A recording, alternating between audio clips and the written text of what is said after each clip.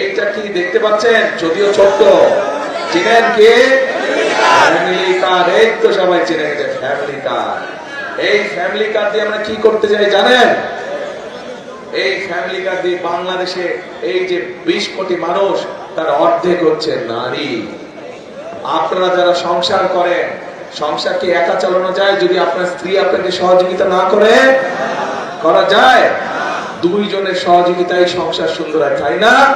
ঠিক একইভাবে নারীদেরকেও যদি আমরা এই অর্ধেক জনসংখ্যাকে যদি আমরা পেছনে ফেলে রাখি, তাহলে তো দেশকে পুনর্গঠন করা যাবে না, দেশকে সামনে নেওয়া যাবে না যদি তাদেরকে সাথে না নেয়।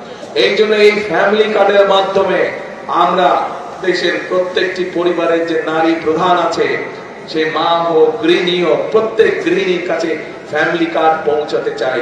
এই ফ্যামিলি কার্ডের মাধ্যমে তাদের হাতে আমরা সহযোগিতা পৌঁছাতে চাই, যেন তারা সংসারটা সুন্দরভাবে চালাতে পারে, তাদের সন্তানদেরকে মানুষ করতে পারে।